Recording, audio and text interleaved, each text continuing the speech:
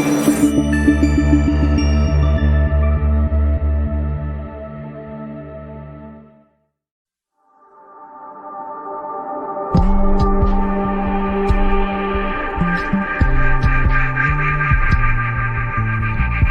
are stories that connect us to ourselves and each other. These stories reveal who we are and show us the many vivid, wild colors of our truth. Welcome to Soul Wanderings, where we raise spiritual awareness and foster connections through these shared stories and personal experiences. And now, exclusively on KGRA Radio, I give you your host for Soul Wanderings Radio. Here's AJ.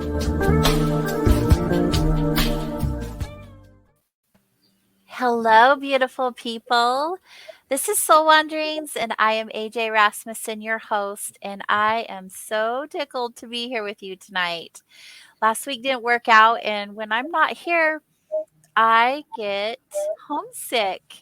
That's the best way to explain it. I love being here with all you beautiful humans. So thank you for being patient.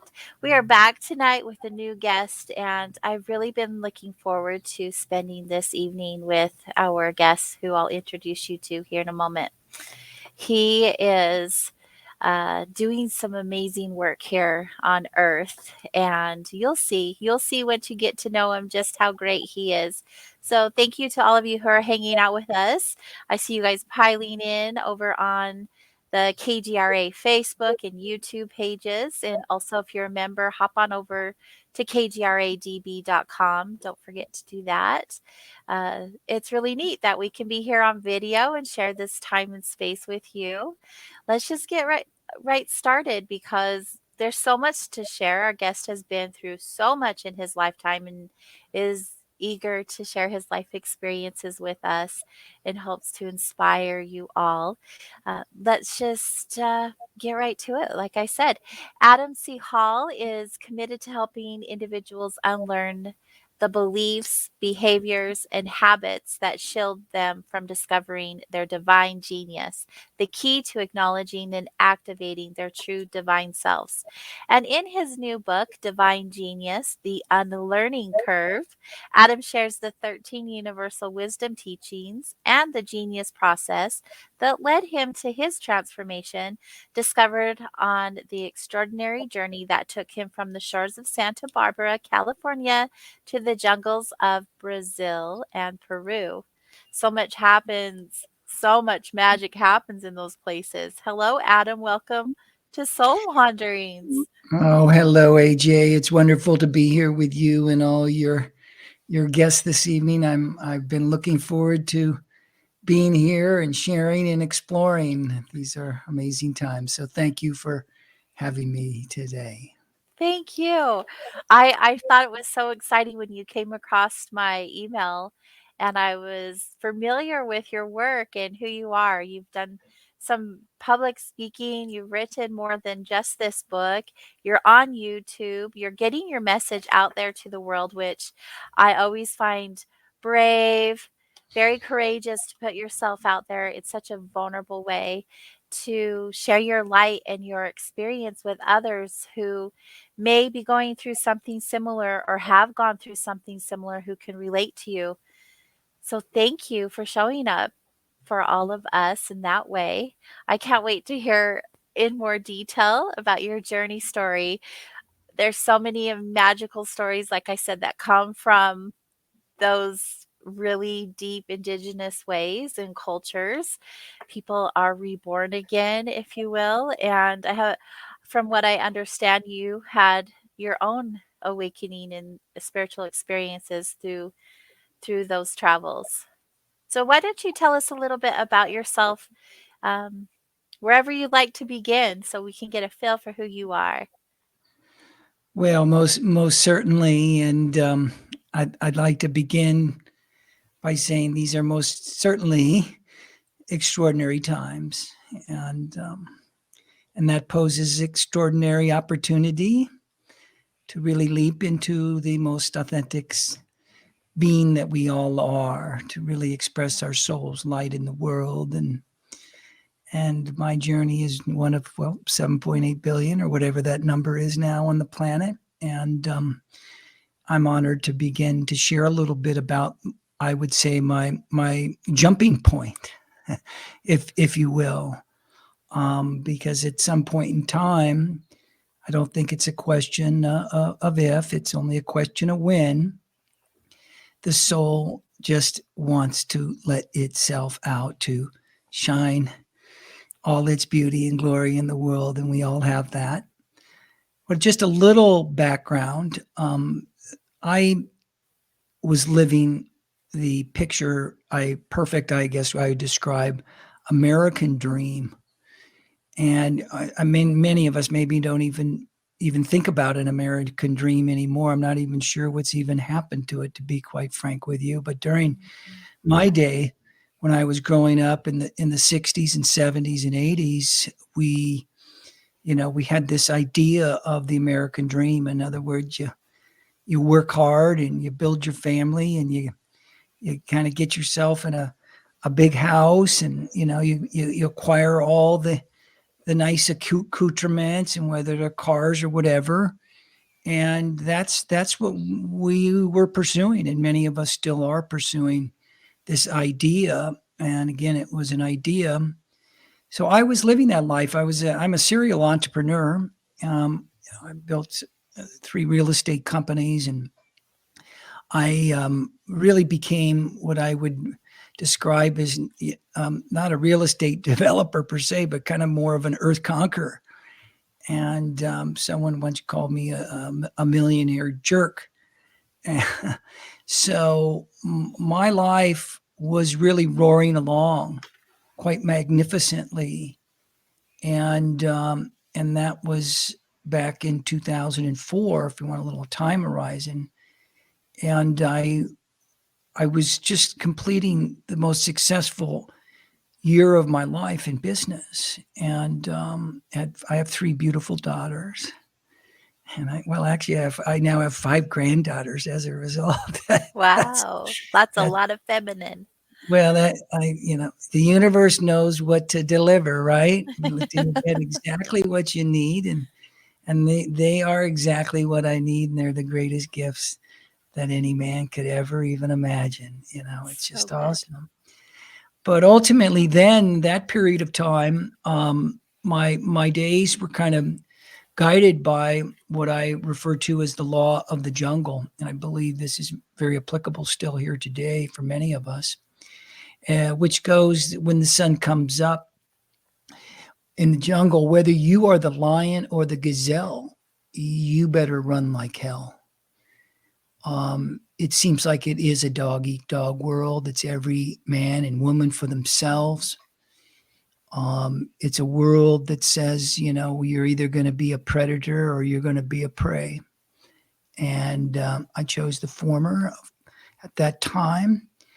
And ultimately, I achieved that American dream, yet it didn't feel so good. Yeah. Something was missing in my life, and I didn't really know. I didn't know what that was, AJ. But I did know this: that whatever was going on for me, it was a lot of Tums in the morning and a lot of tequila at night. Different type of life. It was a different type of existence and a different way of functioning in the world, which, to be quite frank with you, was very narcissistic. And I own that. I own my actions and what occurred. So ultimately, I was driving down the Pacific Coast Highway from my home out in Malibu down to my offices in Los Angeles. Sun was coming up. It was a beautiful morning, and I was on the phone with doing a transaction with Wall Street in New York, a very large transaction. And the news wasn't good, and I won't get into the details, but I got really pissed off, and I kind of lost it. And the rage is could be like a bolt of lightning. And the next thing I knew, a dog ran in front of my car, swerved, and I almost had I felt like I was having a heart attack. I couldn't breathe. I had to pull over. And essentially that began the dark night of the soul. And I entered into that period of greater exploration of, my God, why am I even here? What am I to do? Those proverbial type of initial steps that we take on the path that or get thrown on the path. For some of us, it's an illness or a divorce or something terrible happens, and unfortunately, that does need that can be the gift. And so this was a gift, and I began the search. I began the seeking, studying Eastern and Western mystical teachings, philosophical teachings. Things I got steeped into were mainly A Course in Miracles. I've been an 18-year student of A Course in Miracles. There you go. You got it right here. Yes, indeed. Indeed. I've got it right here, too. I'm going to hold it right next to me. I love it. So good. So good. So I got totally moved into a deep connection, and it's key and core to the teachings and work that I do today. But also, I certainly couldn't ground myself in the religiosity of, I grew up in the Protestant church, and that was really a turn off to me. And other types of traditional teachings, I wasn't quite saying that's my path. I value their wisdom immensely today. But ultimately, I began to connect with indigenous cultures, First Nation peoples, and primarily here in the desert Southwest of the United States, and working with the elders there and sweating with the elders and riding the Mustangs and wild ponies out on the nations, and begin that journey, that quest for liberation. Such a different. We have you on freeze at the moment. Oh, there you go. I'm Continue. back. So Continue. I'm freezing. Yeah. Everyone So take anyway, a pause. that began the journey, and that kicked me off to exploring shamanism and walking a different path that was a non-traditional path. So beautiful. That just speaks to my heart very much. I haven't been to those areas myself, but the practices are very alive and well in my world and amongst the people that I spend my most time with. It's fascinating, the different cultures and how they can affect your soul and your spirit so differently. I feel like here in America, we are so suffocated.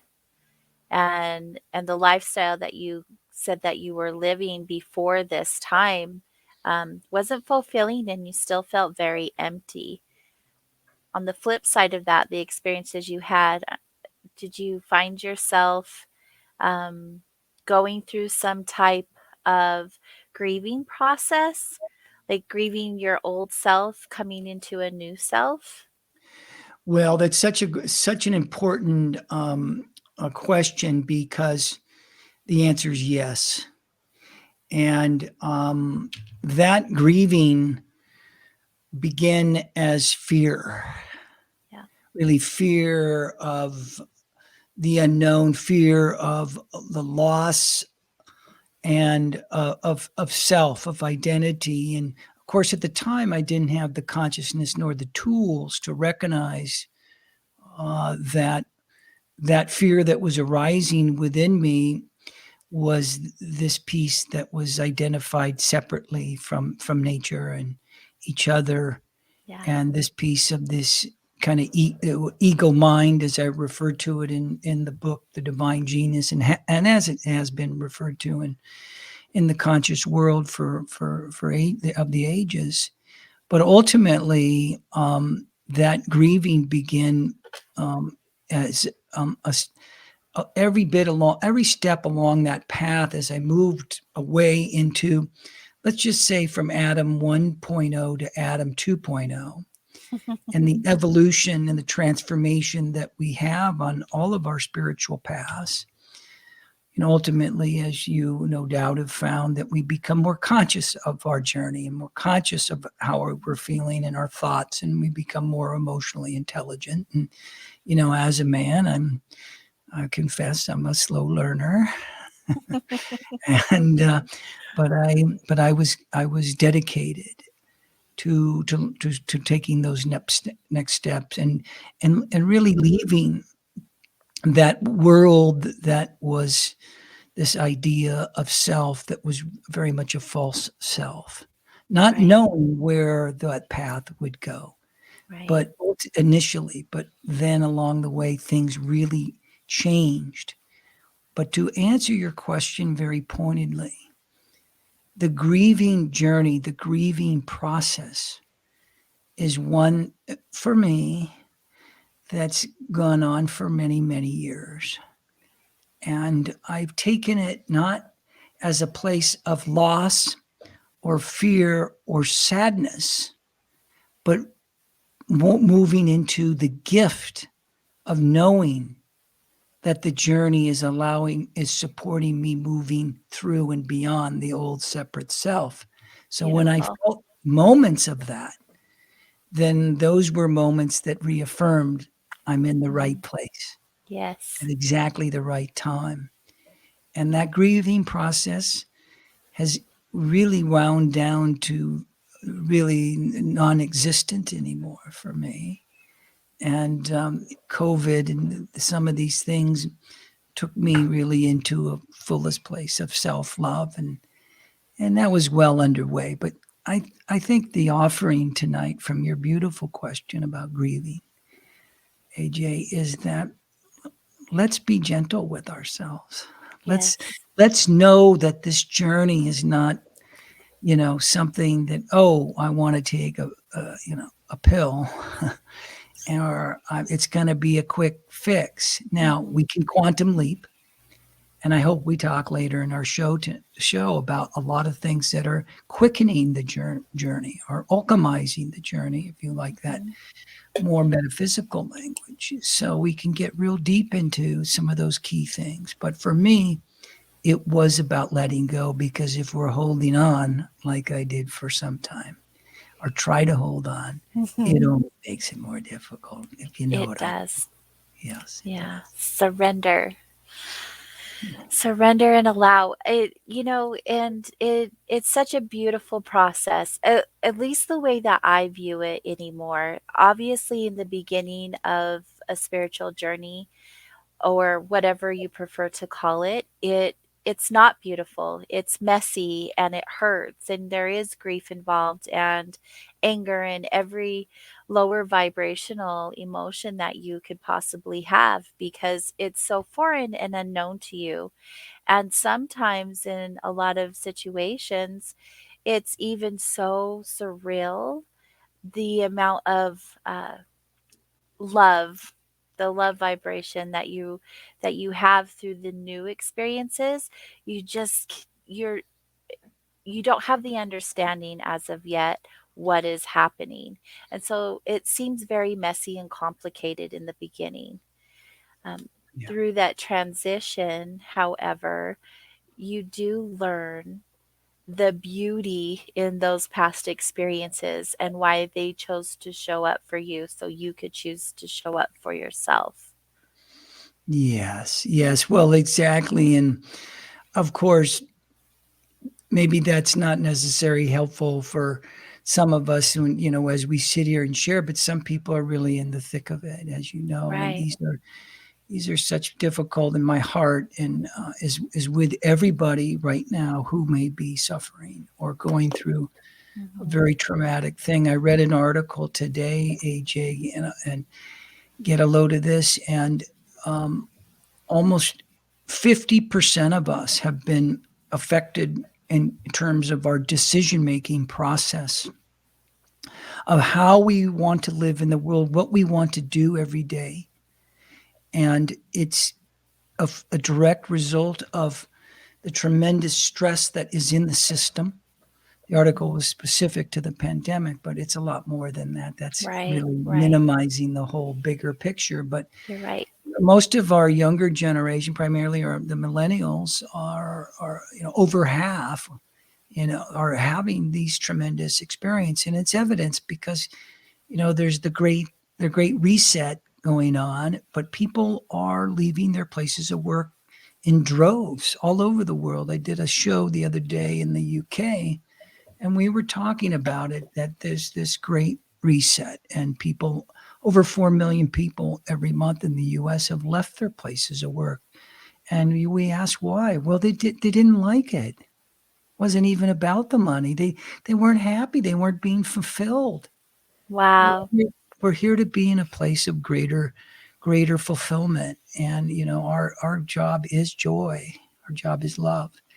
And, I knew that from my journey was I just had to get the heck out of my own way and stop sabotaging myself and, own some things. And so for anybody that's in their own journey, I just offer that these are extraordinary times, and whatever that may be occurring, look at it perhaps from another angle. What is the gift of it? Yes. What is the gift of it? Not to minimize what Mhm. you're feeling, but what is the gift? Because ultimately, those painful moments and tears and those things, they offer me a chance to really even leap into the genius, as I say in the book, The Divine Genius. So, yeah, these. Oh, he got frozen again. So we don't have dead air. I'm going to talk, and hopefully I'm not talking over Adam. Oh, and there you are. So go ahead. No, I I was love just. it when that goes. That happens. I was just going to share. You said the gift, like looking at the experience as a gift. When we're so thick in that experience, it's so challenging to see it as a gift until you understand that it is a gift. And so I believe that all of us get to a point in our lives where we get really uncomfortable. And like you said previously, we have an illness or an accident or a loss or something that shakes us enough where we were uncomfortable to be even more so uncomfortable that we decide to make a change for ourselves. And it isn't until later down the road that we understand the gift of it. And so, explaining to someone who is in the thick of it in this moment that what they are going through is beautiful and it's a gift. Um, I wanted to just bring that up because some people may roll their eyes and think that's just insane because they haven't experienced it as a gift as of yet. And I just want to encourage everyone who is in that place of darkness and feels like there is no way out of it or there's not going to be a shift for them, that we grow through what we go through. That it sounds so cliche when I say that quote because it's become so popular, but the truth of the matter is, you will get through it. You will get through this experience you're having, and you will look back in gratitude for it because it's going to bring you something else that's more in alignment to your soul's purpose. Yes. Thank you for that, AJ. And yes, you will get through it, and let's remember, you have to show up for your soul. You have to show up for your heart. Yes. There's no cop outs here on a soul's journey, the soul wanderings, as you say, as it finds its way into its greater authenticity, a greater expression in the world, really by something I think we'll be getting into further this evening, and that's just removing those filters and those obstacles that are going to keep that soul from shining so beautifully in the world. And this is a moment in time and in terms of our greater arc of evolution on our planet to really leap and move into it. Yes. So it's really that carpe diem, seize that moment and if there was a sign over your soul, maybe it's just that. Seize the moment now. I love you. Yes. I'm here. Let's jump into our greatest gifts and greatest light for the world. And this is the idea. And one of the things I found, though, is, because of the nature and the wiring of the humanness and how we're all wired and fit into the how we see ourselves fitting into the world, is we do live in the future's past.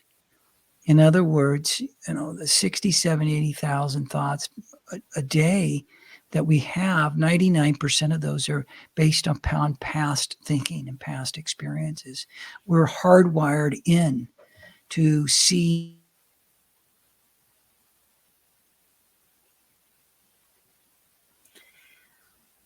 We have another pause. I'm going to go ahead and send us off to commercial break because we are so close to it.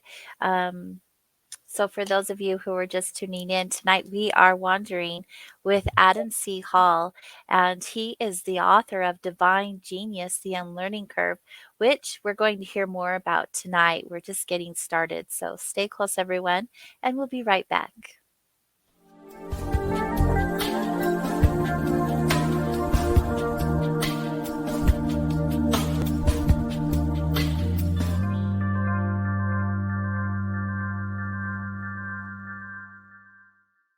Hey members, the new KGRA DB app is now available on iOS and Android devices. Gain on-demand access to any KGRA DB programming. Download any show directly to your mobile device to listen or watch on the go. Go to the App Store and search KGRA DB.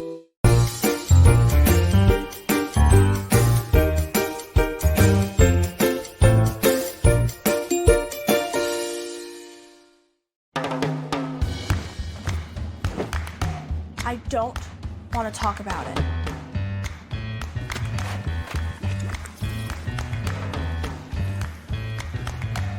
I don't want to talk about it.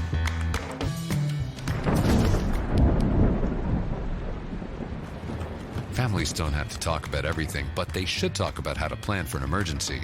Get tips and resources to make your family's emergency plan. Welcome to the new KGRA digital broadcasting website, thekgradb.com.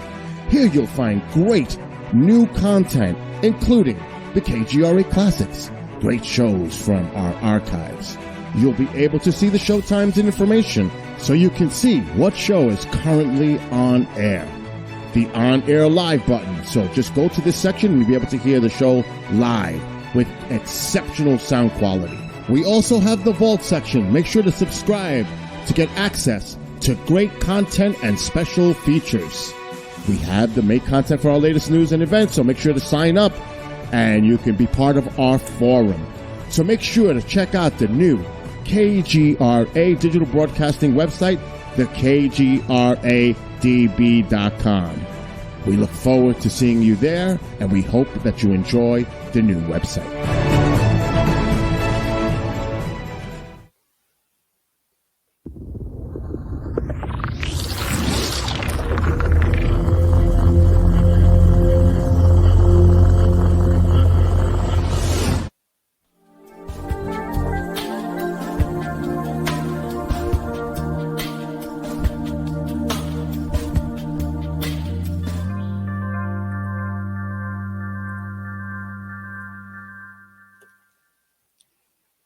Hello, Wanderers. Welcome back. Tonight we are visiting with Adam C. Hall, and he is the author of Divine Genius, The Unlearning Curve. Not only is he the author of that book, he also has another book called The Journey. But we're going to hear more about his journey story. If you want to bring Adam back up on the screen.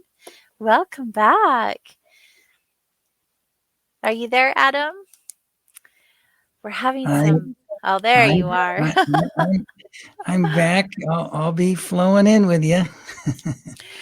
Those little pauses are throwing me off. Yeah. I'm glad that we have technology. So thankful, though. It's all good. Yes, it's so good.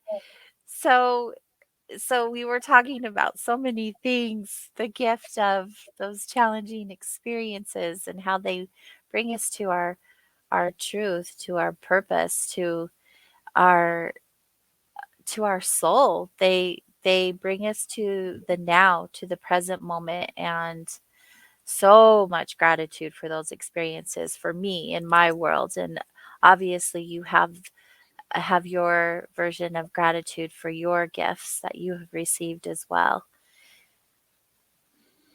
Well, I do, and that's the first thing I begin with in the morning, and the last thing Beautiful. I leave the day with in the evening. And Why really, is it that you do that? Why do you begin and end your day with gratitude? well, I do so because when I go, first and foremost, when I come into the day immediately can really, what I'd say my experience is can be very disruptive from just the deep presence of my own soul and my own being. It's easy to be disrupted. And one of the things that I found is that if I begin, and I'm pretty good at it, it's because it takes a vigilance.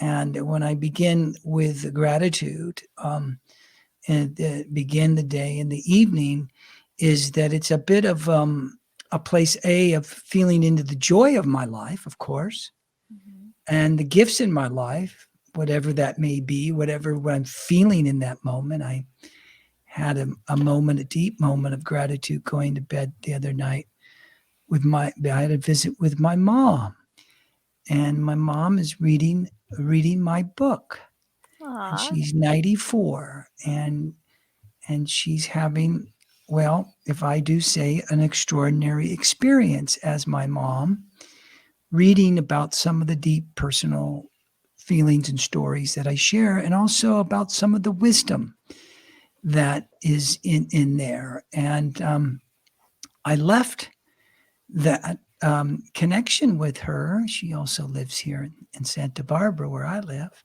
I left that connection going, if my mom was the only person that ever read my book, it would be totally worth every bit of moment that it took me to write it. That's beautiful. Really, really deeply touched by her. And so I went to bed that night, sharing gratitude to her in particular.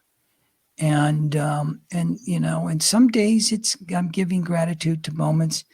Maybe I had a little bit of I felt some tension with somebody out in the world, and I want to make sure I'm acknowledging the experiences that I'm having, so I'm learning, not just contributing to more being not at peace, especially when I go to bed.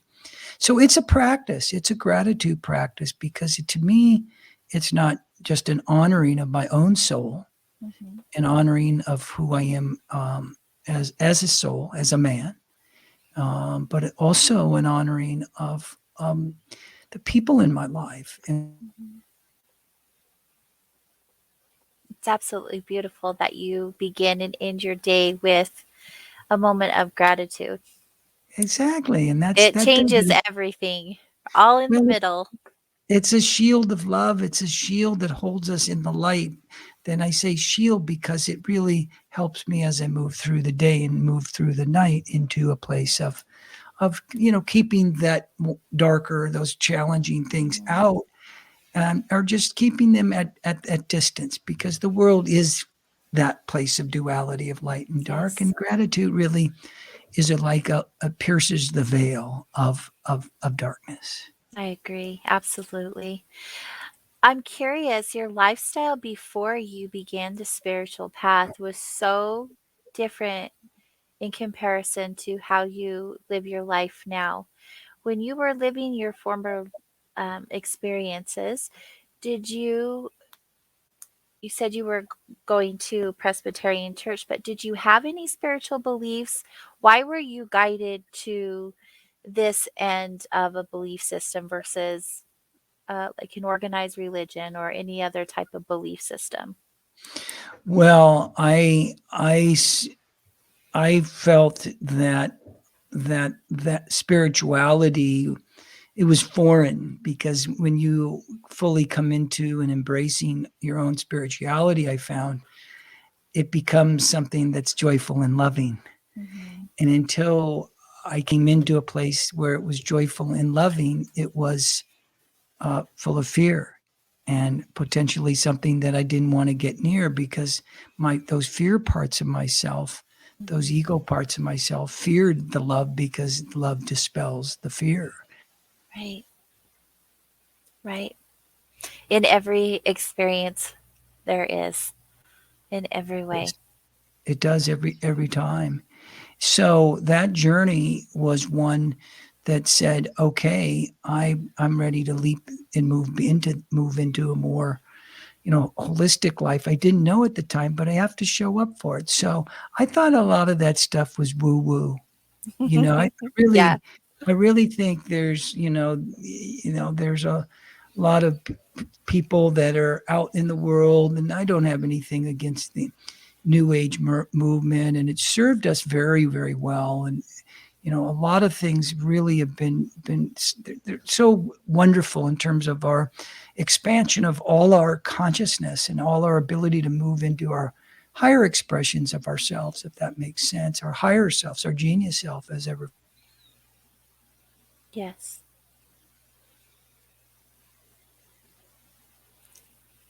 And I wrote a story in my first book, AJ, that was my breakthrough moment. And that story was when I went to a Christmas party back in 2003. Well, it was a holiday party, for I should say. And that there was a palm reader there.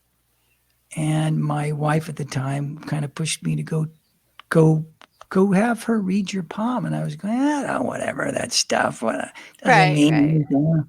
I'm going to get another cock. Right. It's a bunch of woo woo.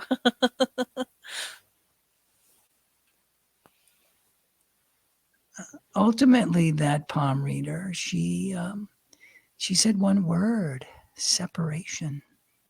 Separation. She didn't say one other word. That's all she shared with you. It's all she shared. And I was obsessed with that word. What did that mean? What does that mean? I'm getting separated from my wife and my children. What is separation? So I was the proverbial dog on that bone, wanting to find that out. So that catapulted me initially into a more spiritual journey through having an experience with somebody that seemingly was in the occult or the other side of mysticism. And spirituality, I subsequently found is a key aspect of just being human. And it wasn't necessarily about the cult and the other side.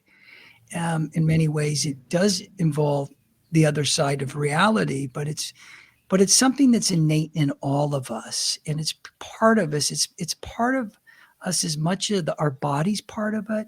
Our emotions are part of us. Our mental part is part of ourselves, and our spirit. These are the four keys. And like, if we're neglecting one key part, that doesn't work.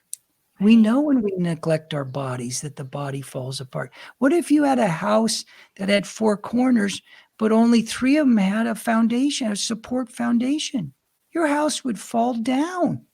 Absolutely. So this is what I begin to embrace, and it began to be the launching point of the most incredible journey and adventure that I could have ever imagined, far, far beyond any imaginings that I could have ever had. So it hasn't been without difficulty, but it's been a hell of a ride and a good one. Yeah. It's definitely never easy. That is for sure. And it never ends either. Do you feel like even though you've gone through everything you've gone through, you're still having profound experiences in your journey? 100%. The journey is, remember, away from the finite world of individuation and bodies in this 3D world into a world that's into the 5D world, into the multidimensional world, this is an infinite life experience, which makes it even better. It's like, can you imagine that, you have a playground in your neighborhood when you're growing up, and it's like, well, it's just a few couple acres or whatever. And now all of a sudden your playground is like the universe. I mean, yeah. So this is an infinite experience. And, to put it in context is you can be that fish in that smaller pond, and you seemingly can know every part of that pond. But when you get into the bigger place, the bigger pond, the bigger lake, the bigger thing, you become not less important. Matter of fact, you become more important, but we actually know less. In other words, you may think I'm old at 60, but the more I know, I know that I don't really know very much at all. Yeah, right. That's the truth. You think you figure it out, and then something else happens, and you realize you really don't even know it all. And it's Now, so beautiful because it it leaves is. you in a space of constantly learning and relearning. Yes. Yes. And as I shared in the subtitle, unlearning. Yes, I'm learning. Yeah. We're definitely going to be talking about your book in the second hour. The whole Sure. second hour, let's get into that Okay. because we want to share that beauty with the world. Can you pinpoint one pivotal moment in your journey in the beginning where you were uh, finding your way through that really changed the course of your reality for you? I can, as a matter of fact. And it happened back in 2004, which was deep in the thick darkness of that proverbial dark night of the soul. Ooh. And I was struggling to breathe at times because I felt anxiety, tremendous loss of my family, and great fear of the unknown. And I lived down in a little beach shack down in Malibu. Wasn't so bad, but at the same time, it was all about where I was at. And I'd spend hours on hours just walking aimlessly up and down that seashore. Yeah, it was beautiful. Yeah, What a way to find yourself. It was lapping with the ocean and the sea, and she speaks. But in that place of stillness, a presence of tears, I heard a voice. And I believe that within all of us, there are guides that are here on the planet and guides that are looking out to us on the other side as well. And that was my first experience with that voice that I gave the name Lila. And I wrote a bit about her in my first book, quite a bit about her in The Earthkeeper, The Unlearning, Undeveloping the Future. And she came as a Kuan Yin figure, as really a wise mother. And she came to love me and to guide me, to take me deeper into the journey and say, hey, look at these things that have gone on for you. These are things that have offered you, love crumbs on the way to your own soul's expression. And I so, adore that. Love crumbs. Yes. yeah. So that was a very powerful moment. There were others with other, people, but ultimately this is about paying attention to our own soul's offering, our own Yes. soul's calling. And so I'm emphasizing the interior, the inner world, and here a little bit. So I hope that's okay, because I believe that's where Absolutely. the action is. I believe Yes. that's where your freedom will be found, and It's where all the good it's where, stuff lays. Yeah, yeah, for sure. Thank Yeah. you. No, your energy is so calming and so soothing to me. I feel like I could snuggle up with the blanket and just listen to you tell stories. You're so kind. There, I can be very fiery as an Aries. I could be all Oh, like, you're an okay, that guy, Aries. Yep, you give, can be give fiery. that guy a downer. He's getting excited and he's got a lot of passion. But tonight I'm feeling in particularly very grateful, Beautiful. and I'm feeling very present here with you, AJ, and all of us to be here together. So So I feel good. I feel present and very peaceful. So yeah, That's let's be there. wonderful. I'm so glad that you feel that way. It's so neat that you're here to share these experiences with us.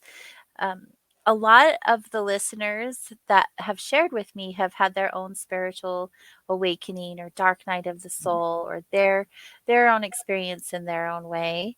So they're familiar with the types of things that we talk about here. But then we have a few who are brand new who are just barely tipping their toes into these waters, and Yeah. hearing experiences like this can only help inspire them to want to learn more and lean deeper into these experiences for themselves.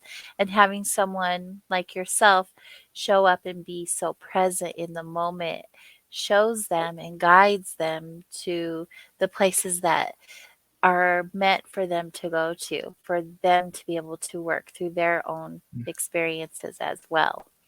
Mm. So thank you for that gift. So good.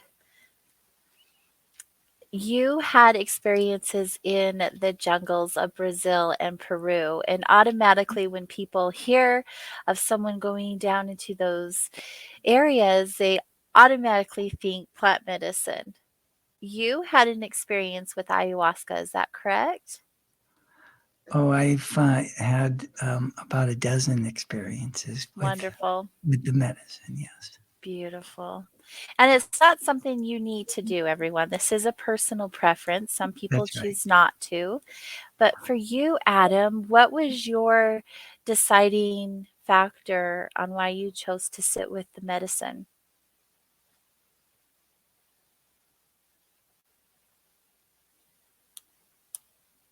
What you were offering and sharing around it isn't for everyone, and you don't need anything external to yourselves to embrace the greater totality of who you are, the love of who you are.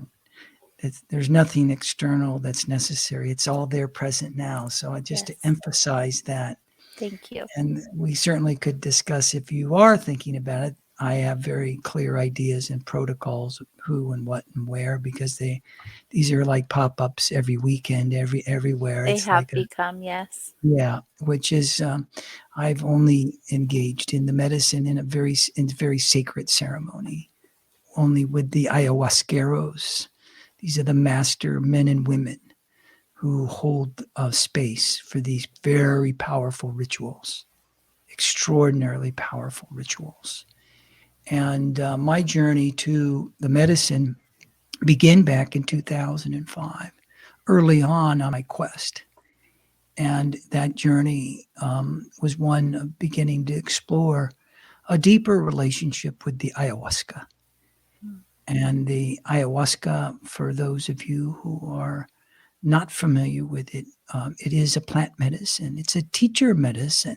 Mhm. So we take medicines for healing, right? Ayahuasca is a teacher medicine, along with Yes. psilocybal mushrooms and peyote and some other things. So the idea of the ayahuasca in the lineage that I have been initiated into, the shamanic lineage, in the Peruvian jungles and in their apus, the holy mountains, is a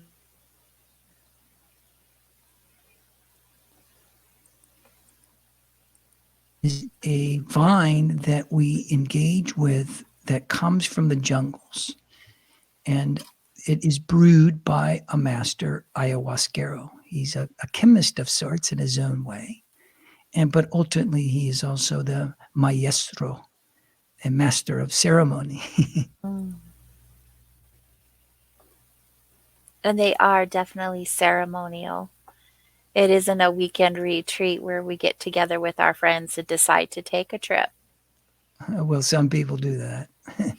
No, agree what with- I'm agree with just that. saying what you've experienced is where I feel the true medicine is offered. The true experience. And you're pausing quite a bit. So if I'm talking over you, I really apologize. Oh yeah, we're kind of popping in. In the ceremonies, we are really engaging with the doctor. And as I was saying, but it begs the question: what kind of doctor is the medicine? And it's a doctor of death. Okay, it's a doctor that helps you to become lucid and aware of things that are ready to die. Yes. That are no longer needed, that no longer serve your life's journey, your soul's journey. Right. And it allows us in real time in a very lucid, conscious state, to move into a place of doing deep work with the doctor and surrendering those limiting beliefs, traumas, those pathologies.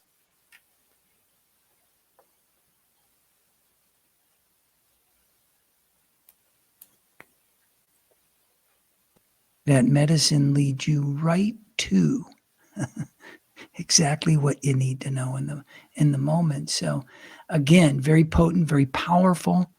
And if it's not for everybody, nor do you need this to fulfill your soul's journey, because you have everything. You are the guru. You are the ayahuasquero. Yes, all of the answers are always inside of you. Yes. Why have you chosen to sit with the medicine so many times? You've sat several times. That is not a common thing. I know people will sit 1 or 2 times, possibly 3, but you've had several experiences. Is there a reason for that, or you just like to go in and do deeper work or meet Well, with it's yourself more? yes. Yeah, it's yes, and I mean, it's all relative. I mean, I know people that have done the ayahuasca hundreds of times. Right. And again, it's a personal choice. Mm-hmm. And the medicine is, once I found that after taking the medicine a few times, that there's a relationship that's established with her. And you begin to come into a deeper presence of her gift, of her power to show you and illuminate things, and power to offer you ways and work to do on a soul's path. And I can work with the medicine now just in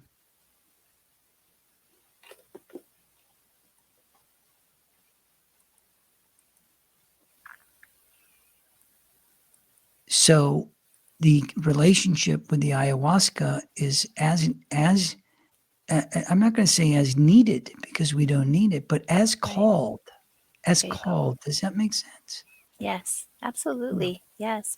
I've sat with different types of plant medicine and even combo before, where it never was something that I felt that I needed. It was an experience that I desired to have, because I wanted the deeper experience. I wanted to really have the opportunity to go places I felt that my humanness was getting in the way, and being able to meet myself in places I had never met myself before.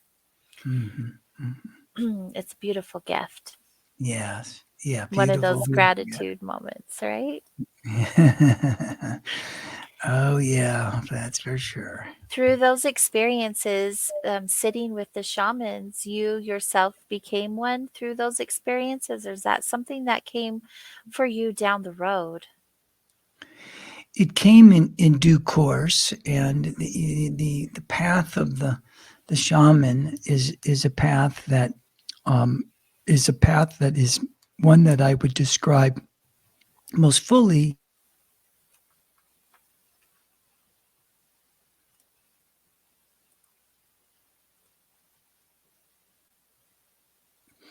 It's all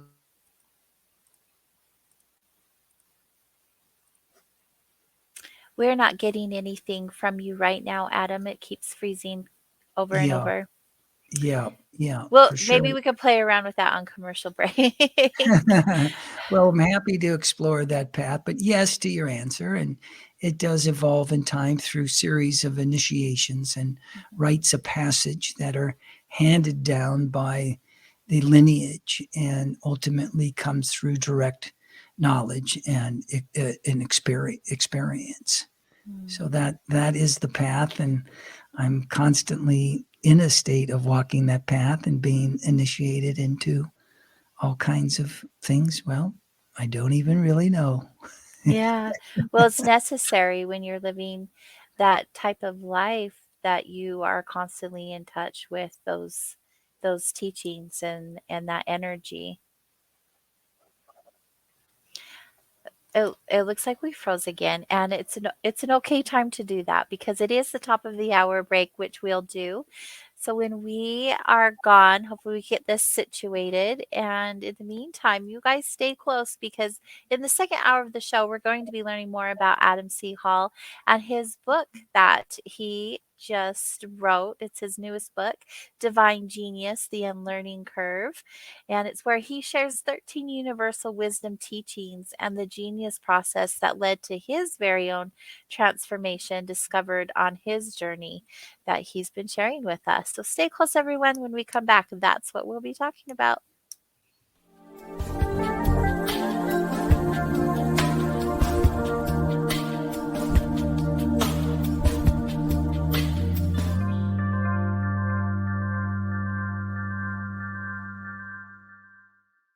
Hey members, the new KGRA DB app is now available on iOS and Android devices. Gain on-demand access to any KGRA DB programming. Download any show directly to your mobile device to listen or watch on the go. Go to the App Store and search KGRA DB.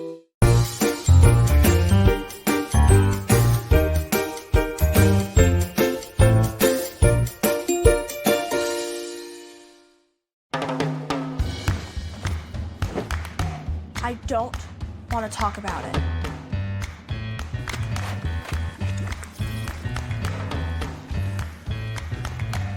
I don't want to talk about it.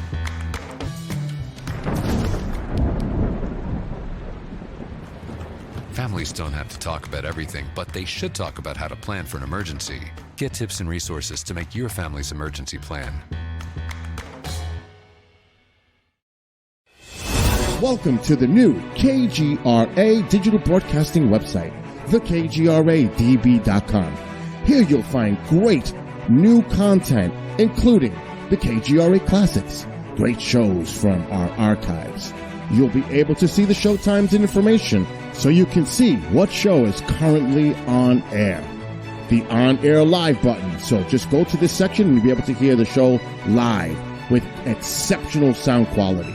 We also have the Vault section. Make sure to subscribe to get access to great content and special features. We have the make content for our latest news and events, so make sure to sign up and you can be part of our forum. So make sure to check out the new KGRA digital broadcasting website, thekgradb.com. We look forward to seeing you there, and we hope that you enjoy the new website.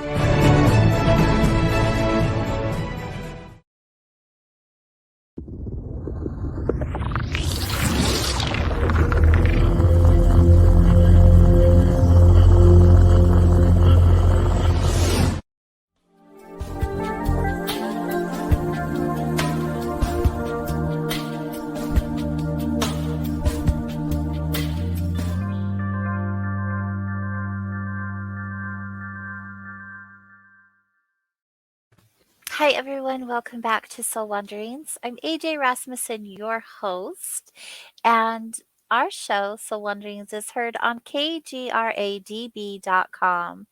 Cool thing about KGRA is there are a ton of exclusive shows here.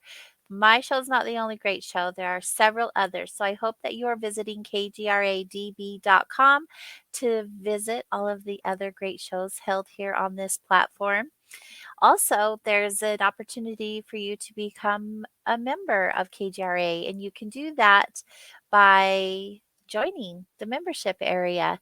If you guys are interested in that, you can get video and audio archives as well as special presentations, video interviews, series, upcoming digital specials, and conferences, plus a lot of other things like paranormal investigations and all kinds of stuff. If you want a discount, use Soul21, which is SOUL21, and that way you'll get 30% off for your annual, which is the best option for your investment. And if you just want to check it out for a month and see what it's all about, you can use my promo code WANDER, WANDER. That way you can get a discount on your monthly membership. But either way, if you come and join us, it supports not only the shows, but the station and all of us here at KGRA. And if that's not for you, that's okay. We also are live on Facebook and YouTube for 3 days. So my show's live and it's available for the 3 days during and after the show. You'll be able to watch. So thanks. Either way, however you choose to show up for all of us, we appreciate you, and we definitely couldn't be here without our amazing listeners. So thank you. So much gratitude. Tonight we are hanging out with Adam C. Hall. Speaking of gratitude, he is the author of Divine Genius, The Unlearning Curve. And in this book, which we're going to hear more about now, he shares 13 universal wisdom teachings. And the book has his journey story as well as these teachings, and it goes back and forth and weaves just beautifully. And Adam, you're back. We'll just have I'm you share back. what it's all about. I'm here, boy. Didn't that hour go? It always does. The time flies by so quickly. Everyone says your show's 2 hours. Oh my gosh, that's so long. But it really does fly by quickly. But it's just the beautiful conversation we get to have. For sure. Well, I look forward to the other side. Thank you. So here we are in our second hour. We want to learn more about what you have offered to the world in form of books. So you have a couple of books out, and I haven't had the opportunity to learn much about the first one, but I had heard that it was part of your journey as well as the second one. So are they one? Do you have to read one to read the other, or are they good either way? Like, Oh, they're good either way. I think maybe it's an invitation, and the importance for everybody has a powerful story to share and yes. wisdom that comes through their path. So, I here's a guy that flunked.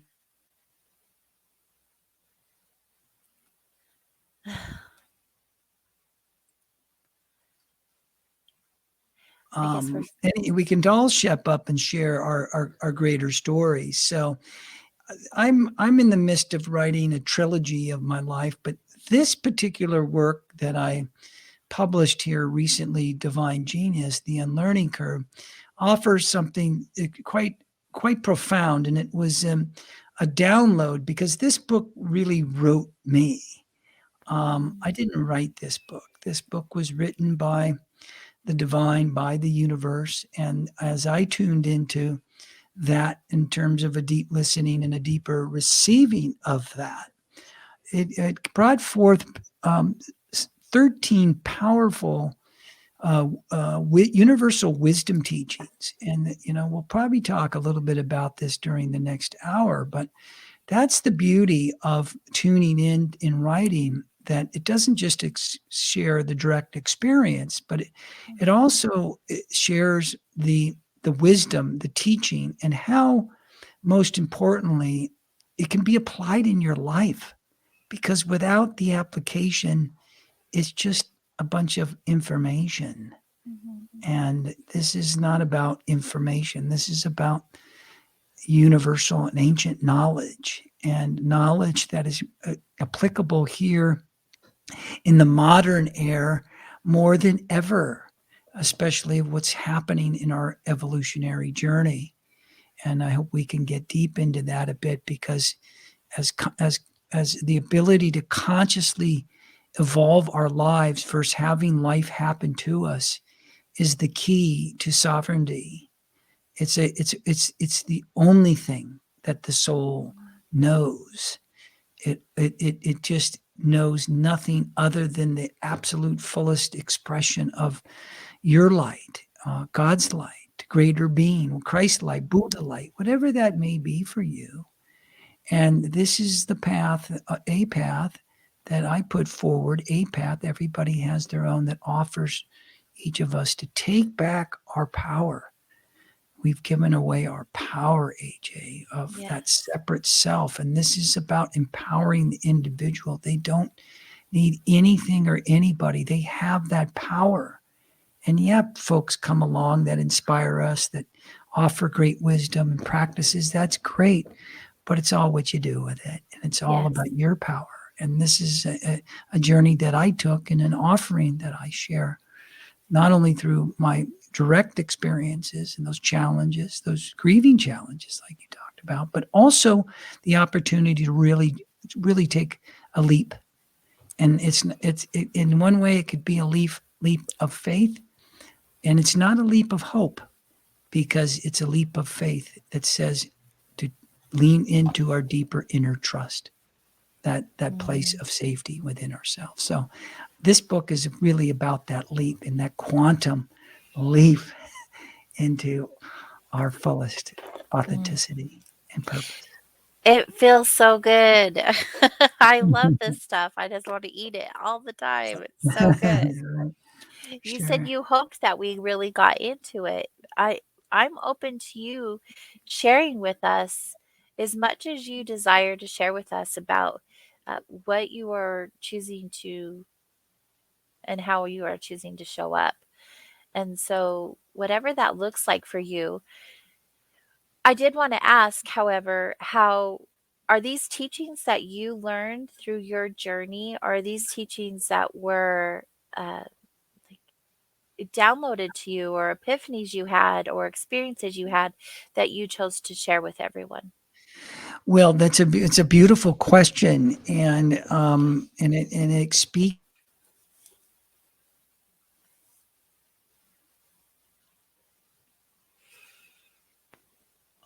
In other words, it speaks to the journey that I am on, the learning experiences that we all go through, whether they're childhood memories or something that happened when we were 12 or 13 or 14. There is often 9 out of 10 an event that happened there that is a key event that could guide our journey. And there perhaps will be something back in when we were 4 or 5 years old as well. But ultimately, these are experiences that were downloaded through me. And let me share how that kind of emerged, because in the story, I shared an 81-day journey where every day I would embrace the sunrise and show up in a deep meditative process, and to receive a master an ascended master that I referred to as Men, M-E-N, not men as in gender, but men is an archetypal energy in the Mayan cosmology. And I'm a fledgling student of Mayan cosmology, and as well as other ancient cultures. I've been long intrigued with how did they build these pyramids and temples and all the amazing things. They had the architecture. They knew the sacred divine design, and I want to know it too. And I've been in the journey of really landing that. But ultimately, I gave this archetype the name Men. And Men in the cosmology, in the Mayan cosmology, is the eagle.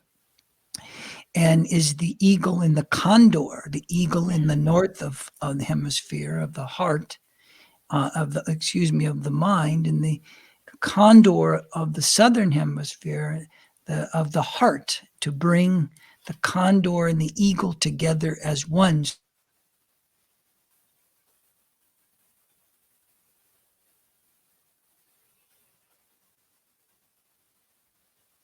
It's the one that lifts its wings and soars high in the plane between heaven and earth.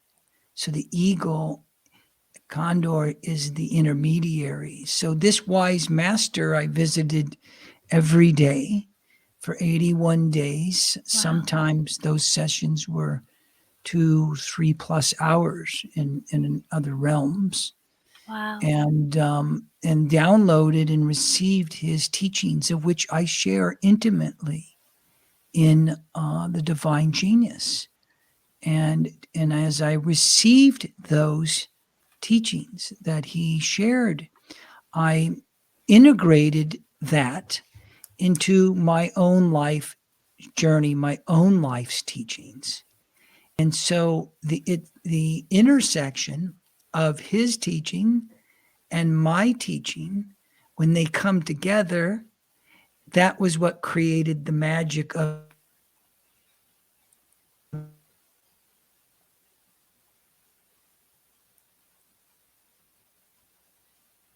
two come together in love, man or woman, it doesn't matter what the sex is, but when they come into that place of engagement, there's the third energy emerges. This is when we're lifted beyond the individuation piece into the higher presence. And in that higher presence is the divine.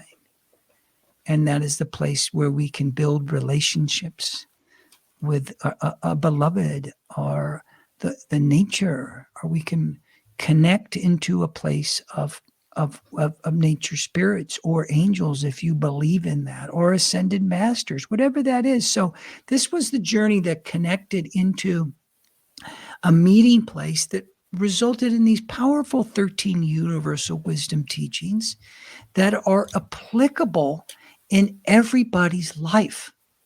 In other words, these are about applying these things today so that you too can be like that eagle and fly. The eagle over here. And you can lift your wings so you can soar, so your soul can be let out, so that light can shine radiantly in the presence of everywhere you are at all times. And that was the beauty of coming together in these teachings and with this master, and then showing up and making him available for people, because it's I committed myself to making and really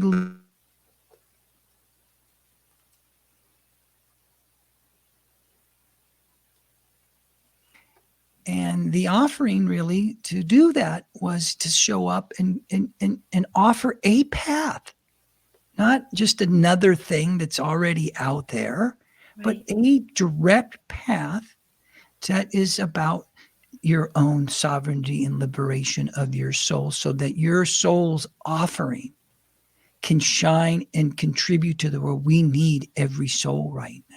These Absolutely. Are challenging times. We need everybody. And I know my work is to help inspire people, but also to lift them into a practice where they can solve a problem and have a solution that actually is effective and applicable in their everyday life, so that they can live their best life right now. Yeah. It feels really good. Yeah, right. Yes. I mean, I feel like people hope for that. They hope to be able to have those experiences in their life. And, we are here having our human experience, and we are so good at allowing the human to dictate what happens to us. We get so disconnected from our soul self, our spirit self, because of everything that is human going on around us. Which actually leads me to a question we have from YouTube. We had someone ask a question. I'm going to ask really quick. How does Adam close out all of the modern day fuzz to continue the spiritual elder teachings? And who wrote that? What was the person's name? Her name is Heidi, and she's with us on YouTube today. Wonderful, wonderful. And could you read the question again? I want to, because Yes. it feels like a very profound and important question from Heidi. How does Adam close out all of the modern day fuzz to Mhm. continue the spiritual elder teachings? Oh, yes. The beautiful question, Heidi, because it is a world with lots of noise. Oh, my God. We have more fuzz, and Mhm. I think that's what I'm hearing you say. And if it's not, just type in there any more clarity. But in terms of closing off the noise and all the conjecture or all the chaos of the world, all of it just lumped into one big, I don't know, pile of stuff, if you want to look at it that way, and the social media, and this is the thing that's closest to all of us. We're just can't get this thing going, and I know how that feels, and to be in a state of disconnection, disconnecting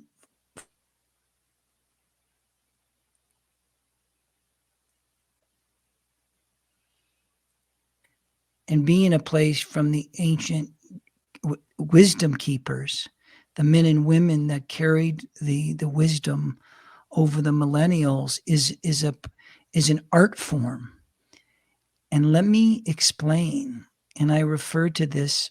I have a little book I offer called on my website, a little free book called The Little Book of Genius. And it's about being the artist of consciousness, to be an artist of your own consciousness. Now, let me explain what that means, because that's kind of big stuff in its own right. And what it means is that we become aware of our emotional and psychological engagement with the world. Okay.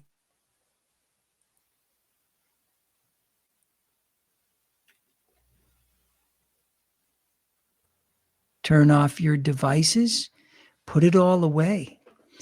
And one of the things that I do a couple times a year is I go on Vision Quest, and I call them, I'm showing up to rewrite my software, my human programming.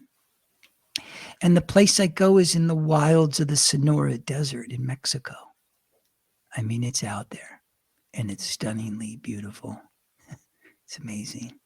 There's really no veil between the natural world and the supernatural world.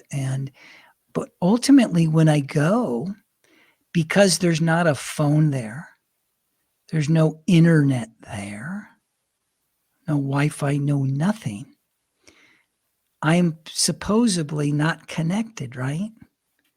The idea is to not be connected, to be connected. Connecting to the supernatural world, connecting to the ancients of that land, connecting to the wisdom keepers. And that's the invitation, Heidi, is to close off that experience like you posed. But the challenge is, how do you actually do that? Mm-hmm. And that's what I'm hearing you say. And this is what I want to offer to you tonight, and all of us tonight. And that is, it's the first wisdom teaching that I offer, and the process that I offer around this teaching of forgiveness. In other words, what it offers is our ability to forgive ourselves for engaging in a world where we are seemingly having to judge everything that's going on. We have to survive in this world, and we're being bombarded with, we don't even know what's true anymore. because we don't even know our own truth. So the invitation is first and foremost is to come inward. So in the moving into that inner presence of who you are is a place of finding yourself, not with the devices, but separating and being with the ultimate and most incredible device in the universe, and that's Mother Earth. So I like sitting in earth and getting very present, but to really offer myself some forgiveness, not for what I was doing, that I did anything wrong, but forgiving myself for forgetting my connection for me with the earth, with Mother Earth, and the connection with myself. I'm being one, a being in oneness, so that I could practice this with her who offers this to everybody. In other words, I don't need anything from the external world. I don't need a guru or a teacher or a workshop or a book. I'm being invited to be present. So when I get into that place, I can forgive myself for forgetting. It's not for what I did. It's just a simple error of forgetting. It's not for what I did. It's for what I didn't do. And what I didn't do is I forgot my oneness with Earth in this example and me. Now we can apply it to other people. It's very powerful for overcoming pain and trauma. It's not to dismiss it, but it's to move right through it. In other words, so it's to reclaim our power. And in this beautiful instance that Heidi asked about is how do we close off the fuzziness, the noise of this wild and crazy, world that we live in, is you have the power to do that. You have the power to choose into what you do in every moment. And I know too the addictive quality of this. When I lose it, I don't know where to say. I go, oh my God, where is it? And then I realize, oh, goodness sakes, Adam, you're get present again. Get into a place of presence. And so I use a practice. And this is something I do every day because I need to remember to forgive myself for forgetting of my interconnectivity with Earth and with others as well. And in that place of connection, in that place of oneness, there is only peace in the love of that oneness. Does that make sense? I hope that was helpful in its own right. Oh, it definitely made sense to me. And according to the comments being made from both Heidi and some others, you definitely are answering their question. Well, I received I like goosebumps. questions. What a Let's have beautiful more. answer. Yeah, What a let's have beautiful more. answer. Yeah, if you are listening live with us tonight, make sure you hop on over on our Facebook or YouTube page under KGRA Digital Broadcasting. It's there where you can type in any question that you have, and as time allows, we will be sure to ask those questions to our guest, Adam C. Hall. Such a beautiful response. It's so easy to become disconnected from Gaia when we are so programmed in these jungles, in these concrete jungles, right? And the to-do list, and we have to go to work, and we have to provide for our families, and all of these things that we're so programmed to do, we forget our connection. And it's the most beautiful gift that we can give ourselves that costs absolutely nothing but our time. And how beautiful it is to give your time to yourself and to Mother Earth. Just take your shoes off and go outside, even if it's just for a minute. Yeah, that's it. Or Such a just beautiful even, response. yeah, it's just even look out the window if it's a little chilly and note the Take a bird pause. or the snowflake or the color on the tree or whatever. It only takes, it's an instant moment that can enliven us with the chi, the life force of our mother. And what's more Yes. joyful and ecstatic and blissful than the life force of her. And it's really powerful and potent. And that's where that wisdom lies with those ancient ones. This is where they reside. They reside in the plant and animal kingdom, and often They're very present in those places, and they're there to receive us if we're there to meet them and receive them.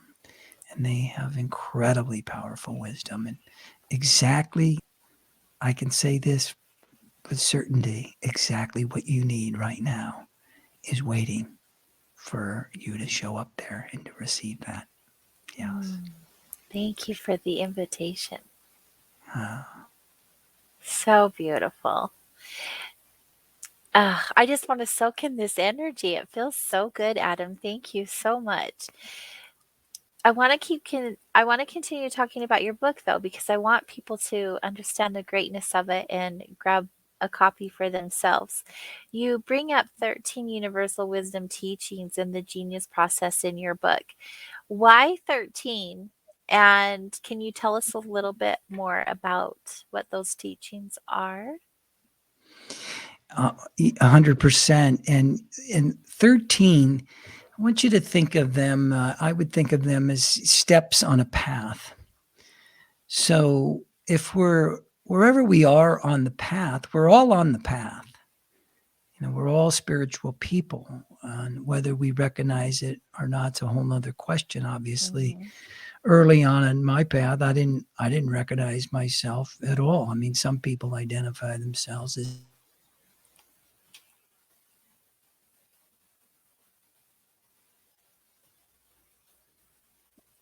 and at the end of the day, we're all deeply connected to the universe. You can call it whatever you want. And so that journey, I identified a map.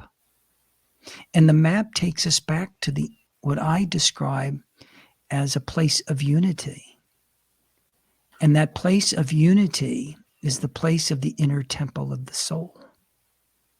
Now, this was an interesting journey, no better or more special than anybody else that I have embarked on, AJ, because as a man, there's easily a great disconnection, emotional disconnection from the feminine divine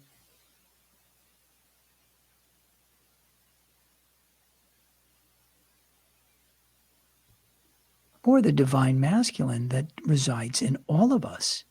So that 13th teaching is that place of unity of the soul. And then I'm going to go back to the first teaching, which is the one that begins the practice of moving us on a straight line like the arrow flies to the bullseye, to that place of your inner temple. And there's 13 teachings because in the cosmology that I subscribe to, which is the Mayan cosmology and the ancient cosmology of time, there's 13 tonalities, 13 vibrational frequencies. I'm also deeply aligned with the 13 moon calendar, the moon calendar. So it's very much in line with the cycles of the moon and of the divine. And hence, that's why it's the full spectrum. Like if you're playing the keyboard, it's the full spectrum of notes. Or if it's the alphabet, it's the whole alphabet. So ultimately, forgive the double analogies, but ultimately we begin those journeys as a map, because the map, we want to know two things when we're on the path, at least what I found. Maybe some of you are finding this, is that we want to feel safe. We want to know that we're taking those steps and we're moving into places that are going to offer us a sense of safety. Absolutely. And ultimately, it's an offering that invites a big question that I find. Can you trust yourself? Can you actually trust yourself? And if you're having great challenges trusting people in the world, one of the things I share in my teachings is the outside picture is a reflection of an inward condition. So if there's a lot of mistrust in the world, that may come through deep pain and very difficult challenges that many of us it's an indication that we are not in a deeper inner trust of our own self. And that's the healing journey. That's the invitation that invites us to come in to take the first step of those 13 steps that invites us to come back into a place of building a foundation of safety and trust. And ultimately, because we are the aim, not the destination, but the aim is liberation and sovereignty from a ego system that I talk about so deeply in the divine genius, the unlearning. Aim is to free ourselves into sovereign beings, as light beings, as soul beings. We all have a soul offering, and it's needed right now. And the idea here is that when we step on each of these steps along those 13 steps, those 13 wisdom teachings, we move inward to the deeper place and into the depths of our divine inner temple that holds like a crucible our souls. This is the journey that I've been on, and the power of each of these teachings is one they're sequential. In other words, we want to. The offering is to move through each teaching, and the 13 teachings are forgiveness, which we've already spoken about, Yes. which is the key. If you don't do anything else in this lifetime, just get that, because if you get that, you got it. Right. You got everything. So good. And the second one would be purpose. What is your purpose? What is all our collective purpose? It moves into a place of death. Surrender is a nicer word because we're terrified of the idea of death. That's a powerful place. I've been talking a lot about death recently. Into the life force, the chi. So the fourth teaching is the life force. These first 4 teachings are the foundational teachings. This is key to the work that I do, is to make sure we're laying that foundation. So what you're standing on in your life, it's like this is your house. If you're standing on doesn't have a very stable foundation, you're not going to feel safe. You're not going to trust your place of presence in the world. And then we move into a deeper sense of peace. So once we get the safety and establish that place within ourselves that's deeply trusting, then we can feel the inner peace. And by gosh, that place has lifted me and given me so much presence that I know everything is exactly how it's supposed to be. And it's been divinely given. And knowing that is something that has been a real journey for me, a real powerful healing journey. But we move into peace, and peace lays the foundation for love, because everything emerges from peace. So we move into love. And then we move into something that I call function. What is our function in this body, this operating system? This is the body. It's not who we are, folks. Age-old question. It's not who we are. So we move through that sequential. I can keep going, but if you want to check in on a question, or I can finish those other 13 teachings real quick. We actually can do both. The 13 teachings he does get more into in his book, so still the same. Grab the book. It could be a hand guide, if you will, little guidebook to help you through the steps. Most definitely. Heidi had an additional question, Adam, and Sure. she was wondering to ask you about the Celestine prophecies. Have you read that book? Because she's feeling like Yes. there's some similarities. Yeah, Great book. It's a great Super book. deep.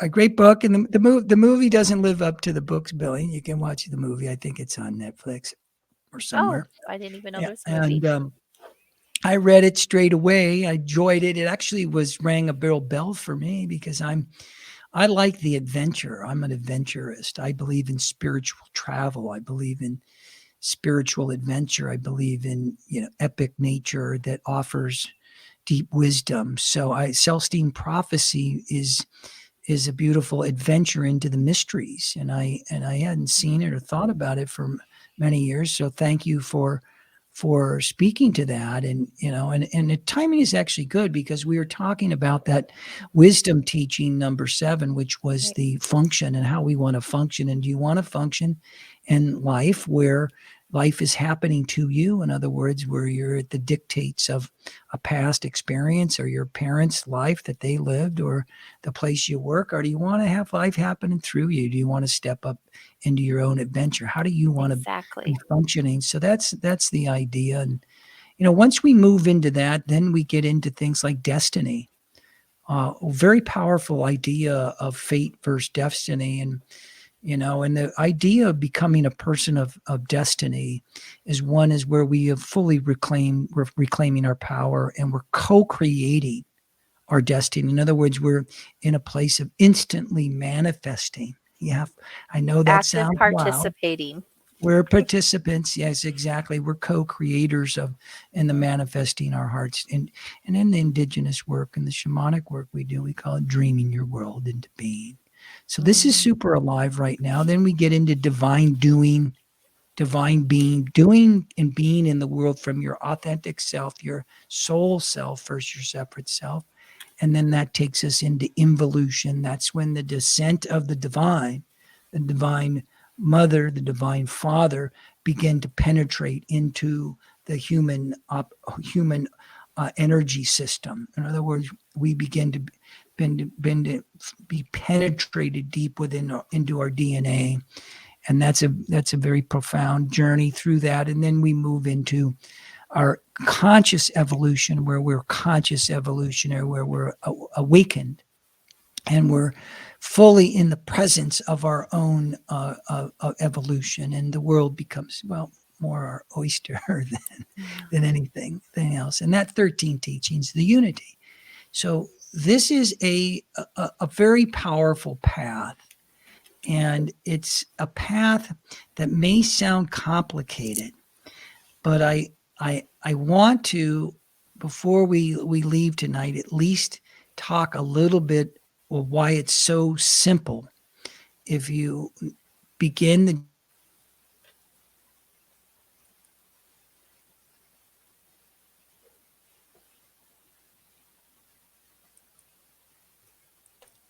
So I trust we'll have some time to talk about, that the presence of the obstacle that keeps us from more fully stepping into those steps along the path, those 13 wisdom teachings.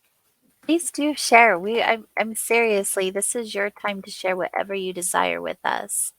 This platform is yours tonight. Oh, well, thank you. I got to tell you, I sure love questions, and I really like Heidi. Anybody else has questions, I love to make it about our guests too, because that's my work in the world. But we have an active chat room. They're definitely in the moment with you, having their own experiences through what you are sharing. It's beautiful. So questions, if you guys have them, definitely type them as they know. And absolutely. There's when they do pop up, I'll be sure to ask you. Yeah, be sure to ask. So, one of the things that I want to share is the great conundrum of why I believe every human, we're all the same here, folks, in some very important ways. There's really 3 ways. Let me just share how we're all the same. We're all the same in that we share a thought system of the ego mind, this idea that we are separate from nature, each other, and the universe.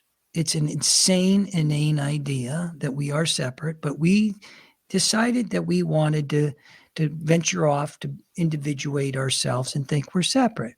Doesn't mean we're not unique. Of course, we're incredibly unique and brilliant. But we all share that thought system. We all share the other thought system, which is the thought system of genius, the thought system of wholeness.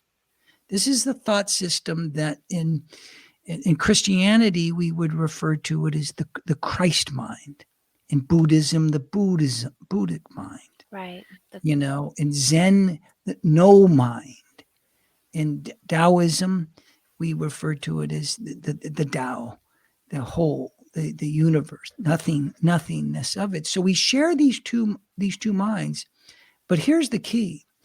We share the ability to choose between one Yes. or the other. Mhm. And this is what the divine genius talks about. This is what the genius process talks about in terms of how you want to choose. Do you want to choose the old thought system of the ego or the new thought system of the genius that resides within you? And you have the power to do that. Nobody could take away that power. And we as a humanity have surrendered our power to live our soul's greatest life. And the idea of these teachings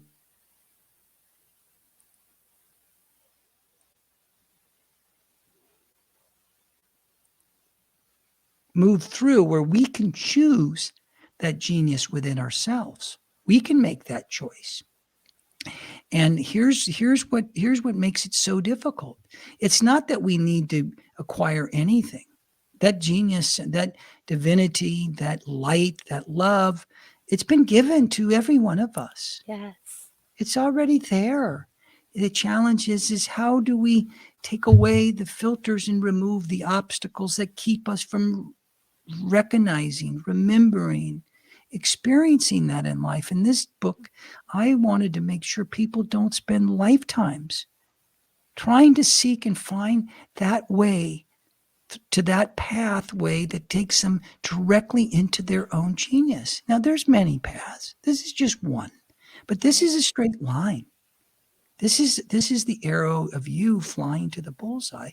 And what I offer is you got to go to the problem that creates the separation in the first place. Because when we go to the problem that creates the separation, we come to the solution because the problem is the solution. Follow me? Always. Yes. Follow me? So here we go. I'll give it to you, and it's this easy. And it's so our human mind wants to make everything so convoluted and so difficult. But the offering is that there's one problem. And I love what Einstein said about problems. If you remember this, he said that you can't solve a problem from the same level of thinking that created the problem. Okay, think about this, folks. If the problem is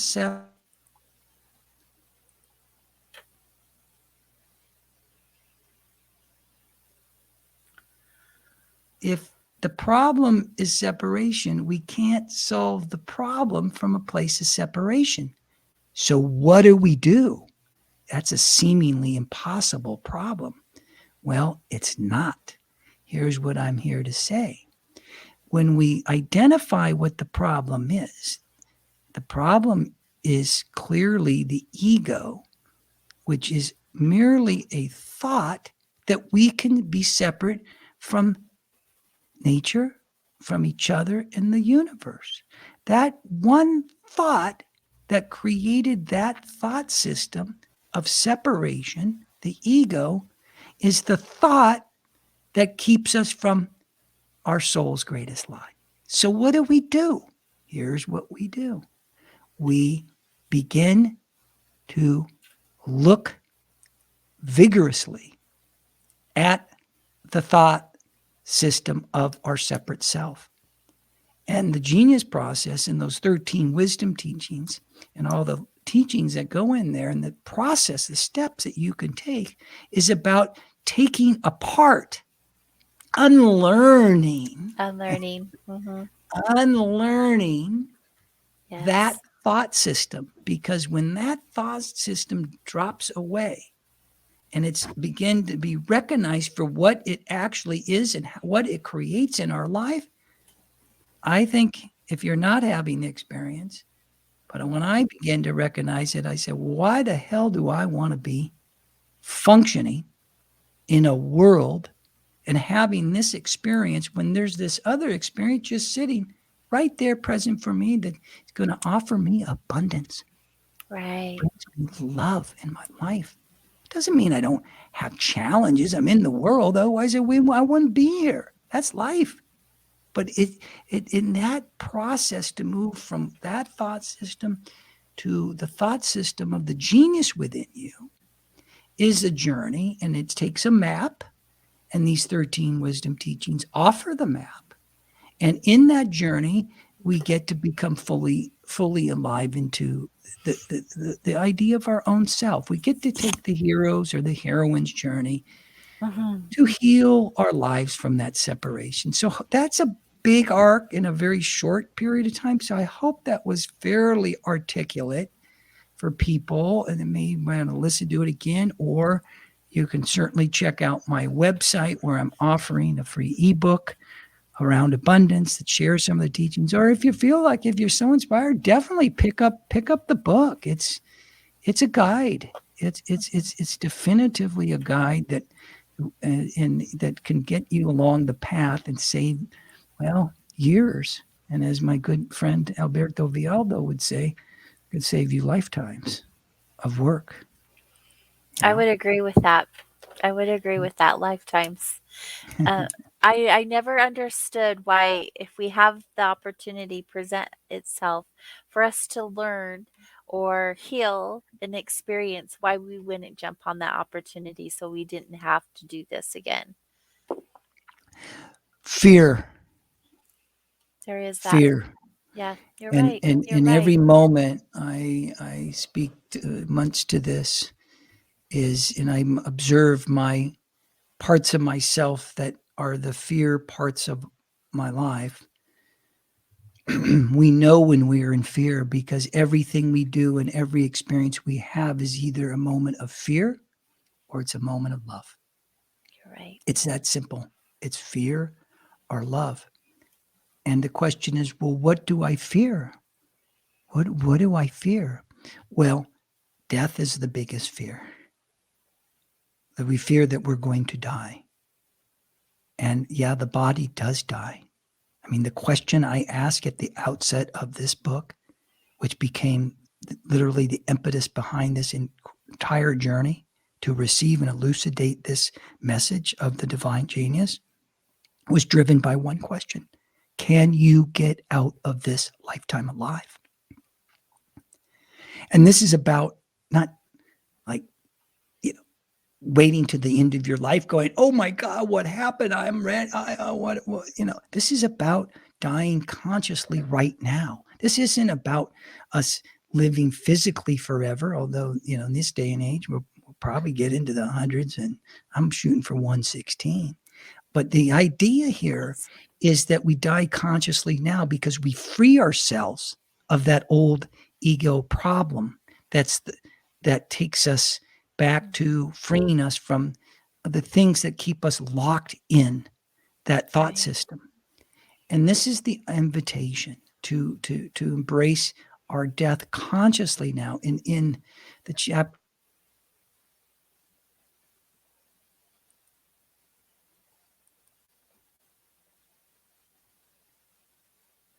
I share a process of the journey beyond death. And I don't know exactly where I was going with all that, so forgive me. There's so much going here, but you've got me all dropped in. I'm excited to be in the presence of it. Thank you, AJ. We put the spotlight on you, and you have graciously accepted. Thank you. That was a question that we did have for you, as getting out of this lifetime alive.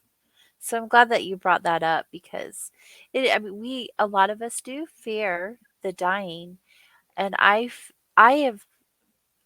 there was a time in my life where I feared dying. I had my own experience of an NDE, and of course from that is where it led me down my spiritual path, but there's no fear of that anymore because I know the truth for me now. Right. And I feel like everyone gets to go through their own version of looking at death face to face in whatever metaphor they choose to do that.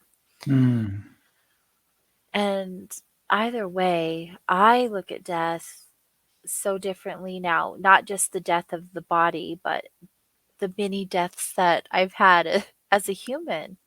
Right. I don't feel like it's a one and done. We're constantly rebirthing ourselves into better versions of ourselves if we're putting in the work.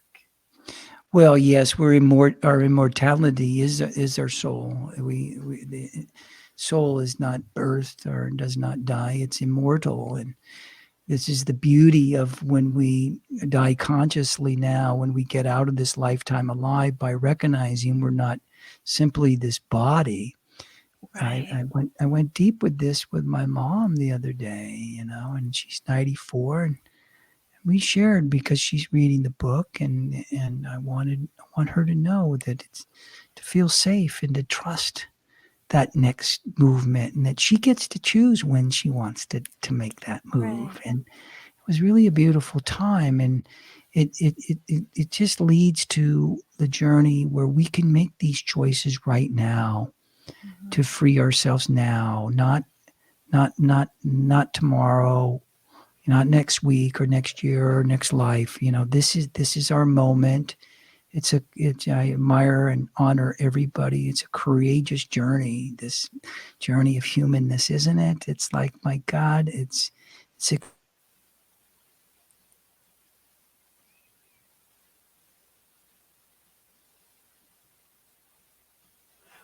such a powerful offering, as I was sharing. And, one of the things that I didn't quite finish saying that I think where I was going is when we are making the choice away from that ego separate thought system, the fear associated with that keeps us locked in it. Think about how many people right now are in an abusive relationship. And maybe some of you are that are listening. And this doesn't have to be physical, it could be psychological. And that could be anything from control to jealousy to manipulation and all this viciousness that goes on in this separate mind.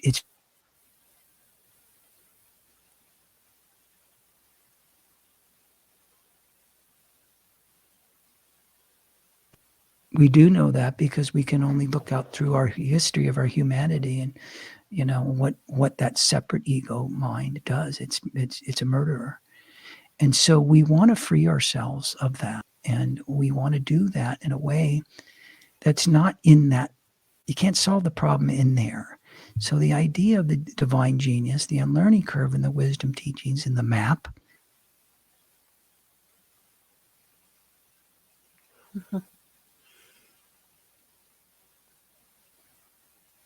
being like really close, and then you start stepping back, almost like you're back. All of a sudden, now you have a bigger, wider perspective. You go, oh, wait a sec. Oh, and now you can look at it from different angles. You can actually see the greater totality of that thought system or of just in life. And when we get to do that, we go back to a place that is the source of the thought that created this idea of ego and separation, because that's where the action is. You have to go to the source, because when you change the source, it's like the spigot on a valve. It's like, or just let's just forget that, Ellie. But when you come in your room and you flip a switch, you come back. You always want to go to the place where you can flip the switch, where you can turn on that light. So when you get back to the source, you get to choose: am I going to leave? And I'm going to leave myself being in the dark, or am I going to flip the switch and I'm going to go into that other mind, that Christ mind, the Buddha mind, the divine mind, as I refer to it, the genius mind of who you are. So that's where the journey takes us, right to the source, not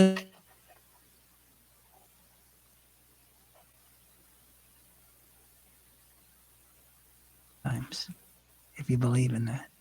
Yeah, it's so beautiful, Adam. My goodness, you've been such a gift to us. And I love how you shared all of that with us at the end of the show. It's something that we can be left with as we close up tonight. I'm in awe of your aura, your energy, your way of delivering such Mm. powerful information to anyone on any level. Their hearts are exploding and open and receiving right now. And I am in so much gratitude for you. So much for you showing up the way that you have. What a gift you are. Before we wrap up and say our goodbyes, though, I do want to make sure that everyone has a way to get in touch with you. For those of you who are watching live on video on Facebook or YouTube or on kgradb.com, you can see here on the screen Adam's website. Go and visit it. And for those who are listening, Adam, why don't you share that information? Absolutely. Please visit me at adamhall.solutions, adamhall.solutions. And feel free to pick up this little free ebook I have called The Little Book of Genius on Abundance. It's a simple little thing. It's this decent, these really wonderful little practices about, well, ending scarcity and lack once and for all, right? This is an abundant universe. Everybody, it belongs to everybody. And so that book is there. And also there's a life assessment in there. If you're wondering where you are, and we got to kind of get a handle and be real with ourselves these days, like being radically honest, if you know what I mean. This life assessment can help you kind of like going, okay, this helps me think a little more intuitively or a little more reflectively about our lives. And that way we can begin that conscious journey. We can take those steps, those 13 steps or whatever that is for you, because this is your journey. This isn't my journey. It's your journey. And there's nothing more powerful than the light that shines within you, that's beaming on that path that awaits you, to that journey to love, to your genius. So good. That's so good. Thank you. So much gratitude once again. Adam, thank you for your time. And I hope that our paths cross again in the future, because having you here with us has been truly a gift. And we'd love to have you back in the future. And thank you, everyone, to spending time with us and supporting the show and the station here on kgradb.com. Amazing guests, amazing listeners, and a great support team with our producers. Until next week, everyone, I hope you all have a happy day. See you then.